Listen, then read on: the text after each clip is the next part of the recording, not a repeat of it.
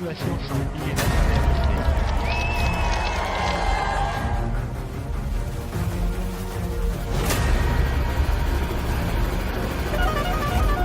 Christopher Froome va peut-être abandonner sur le Tour de France. Il est tombé hier. With us at the moment, but Contador has crashed here.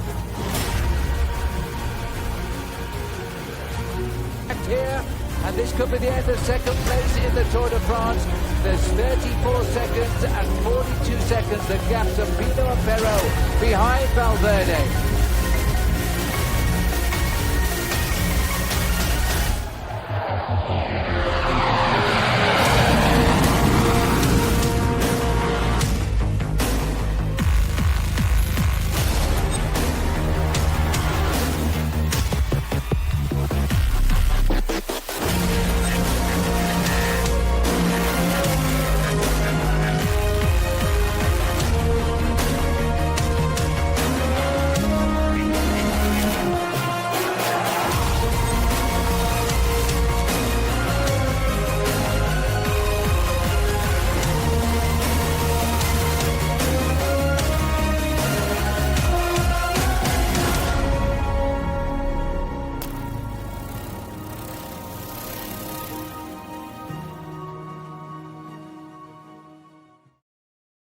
Les équipes françaises sont piégées avec AG2R, avec Groupama, mais également avec Arkea. L'équipe de Barguil est quand même un petit peu piégée aussi. Donc la Bahreïn aussi, Bahreïn de Nibali.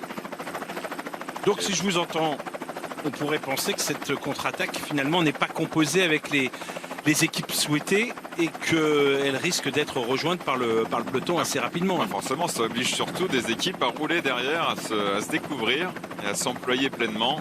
C'est le cas, hein, parce qu'apparemment ça n'est pas très loin derrière, donc on a pris cet échappé au sérieux. La Bahreïn, elle a des bons coureurs encore qui auraient dû être présents à ce moment de la course, avec Dylan Teuns, avec Caruso, avec Bernsteiner. On va vite le savoir, bientôt la deuxième montée. On va vite savoir qui roule derrière. Et tout l'intérêt qu'ils ont de rentrer, de revenir très rapidement sur ce groupe qui est dangereux. Mais regardez, on s'entend pas très bien hein, quand même. Hein. Les coureurs s'observent, se jaugent. Il y a aussi, il faut le signaler, 2 coureurs de la formation Jumbo-Visma. Ça gêne peut-être leur compagnon d'échappée. Oui, puis ils ont surtout besoin de respirer un tout petit peu avant d'attaquer l'ascension. Tout simplement. Donc ils lèvent tout ça. Non pas qu'il y ait une mésentente dans le groupe, mais bon, on a besoin un petit peu de faire baisser un peu les lactates pour attaquer l'ascension. Et on y est justement dans cette ascension avec Hugh Carty ici en première position. Très à l'aise dans les ascensions avec pourcentage. Parce que maintenant dans cette ascension il faut gérer aussi, on ne peut pas monter à n'importe quel rythme. L'équipe Movistar qui roule. Avec 15 secondes de retard Cyril par rapport au groupe de poursuivants. 15 secondes, c'est pas grand chose hein, quand même. Ballerini. Oui mais il faut les boucher. Voilà, Ballerini a été rejoint. Rappelons que le coureur au maillot bleu turquoise de l'équipe Astana était auparavant dans l'échappée du jour, qu'il a cédé lors de la première ascension. Il a même littéralement explosé avec un Jacopo Mosca qui s'est détaché seul en tête. Et là maintenant il est repris par le groupe de poursuivants. Il va être repris d'ailleurs par le peloton. Il ne cherche pas, bien sûr, il ne peut pas suivre le rythme de la course après l'effort qu'il s'est imposé durant ces kilomètres d'échappée. Oui, et un écart qui ne bouge pas, hein. Toujours 15 secondes. C'était plus la Movistar qui roulait en tête de peloton d'ailleurs. Liberté, ils reviennent.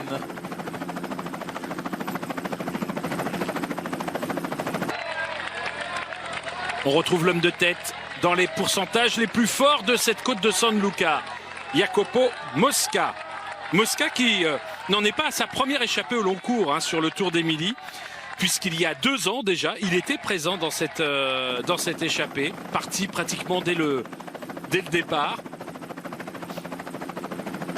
L'année dernière, c'est Orsini hein, qui lui était déjà présent dans l'échappée matinale, Umberto Orsini, que l'on n'a pas vu, hein, qui n'a peut-être pas encore été repris par les coureurs intercalés. Ciccone qui est devant, c'est lui qui avait signé le meilleur temps au Tour d'Italie au prologue pour aller le meilleur temps de la montée pour aller chercher le maillot. Le maillot de c'était un petit meilleur peu grimpeur. préservé sur le plat pour faire la montée à fond. Il avait réussi à porter ce maillot. Il l'a porté jusqu'au bout d'ailleurs. Enfin, il l'a perdu entre temps, mais Pas longtemps. il a été le chercher, il l'a remporté. Ah non, mais on a du beau monde hein, quand même devant. Dans ce groupe de poursuivants, je vous rappelle, Sepp Kuss, Georges Bennett, les deux coureurs actuellement en tête avec leur maillot jaune et noir. Diego Ulissi en 3e position, Diego Rosa en 4e position avec le maillot rouge de la formation Ineos. Zabou Gebre Germé, l'Éthiopien donc de la formation Mitchelton Scott. Et puis présent également dans ce groupe de contre-attaque, l'Américain Hugh Carty. Voilà donc en ce qui concerne la composition de ce groupe. Luis Leon Sanchez qui roule en tête de peloton. Oui, pour Movistar l'équipe s'est écarté. Astana. Hein. Les Movistar se sont écartés. On a vu un coureur d'Arkea Samsic aussi. Je suis fâché avec les nationalités. Hein. Hugh Carty, Elie Gebert. il n'est pas américain, il est britannique tout simplement. Allez. Alors derrière le peloton, est-ce qu'on l'aperçoit? Oui, bien sûr. Il y a une douzaine de secondes, hein, toujours. Mais ça se rapproche un petit peu Ça sous la s'écrème de pression plus en d'Astana. plus. Oh oui, il n'y a plus grand monde dans ce peloton. Enfin, il n'y a plus grand monde. Et ça Il y en aura- attaque dans le peloton, attention. Voilà, pour revenir sur les coureurs intercalés. Au moment où certains insistent et d'autres se relèvent hein, d'ailleurs. Carty coince devant, Germé aussi. Et c'est Valverde. Valverde qui attaque avec Nibali dans la roue. Et qui est le coureur de l'équipe Latour. AG2R la mondiale? La Pierre tour. Latour, qui a suivi Nibali. Je suis pas sûr que ce soit la tour. Hein. Non, Non, c'est Hubert Dupont ça. Non, non. non c'est bien la tour. Essaye encore.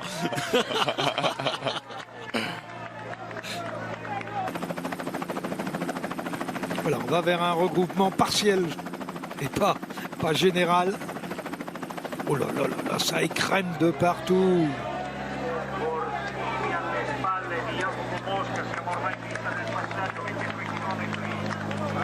Alors on a vu Ulissi, Rossa et également Ciccone qui étaient restés hein, aux avant-postes alors que les autres qui composaient ce groupe de poursuivants se sont relevés. Et on aperçoit donc Valverde, Nibali notamment parmi les coureurs qui ont opéré la jonction. Il y a un coureur de l'équipe Groupama FDJ qui est un petit peu plus loin derrière, vous l'apercevez, qui est en train de recoller à l'arrière de ce groupe. C'est Rudy Mollard qui vient se glisser donc aux avant-postes à son tour. Enfin aux avant-postes. Oui, aux avant-postes Et Ulissi insiste. Et Valverde impressionnant. de ce Oui. peloton. Voilà. Et Nibali, Nibali aussi. pas loin d'être aussi impressionnant. Allez, on revient sur Umberto Orsini qui était intercalé. Il ne reste donc plus qu'un seul homme en tête de la course. C'est Jacopo Mosca. Un seul homme devant ces coureurs que vous avez actuellement à l'image. Le seul rescapé donc de l'échappée matinale. Nibali s'est ravitaillé. Moscone qui est revenu aussi.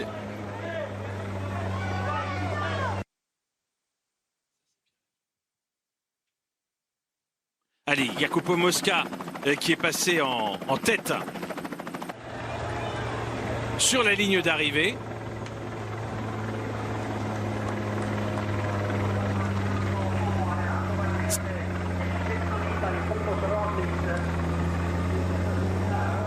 Et Pierre Latour qui a pris quelques mètres d'avance sur, vous le voyez, Giulio Ciccone. C'est un peu présomptueux à 30 km de l'arrivée. Qu'est-ce que vous en pensez, Jérémy Roy? Voilà, c'est débridé là, donc c'est vrai que Vous croyez qu'il cherche tout simplement à recomposer un groupe à l'avant de la course, qu'il le durcit profite, en espérant que certains coureurs se détachent? Ouais, regarde, il profite de cette montée qui s'est faite de façon très très rapide, qui en a mis partout. L'écart est fait, alors que derrière on a une réaction d'un coureur d'équipe Groupama.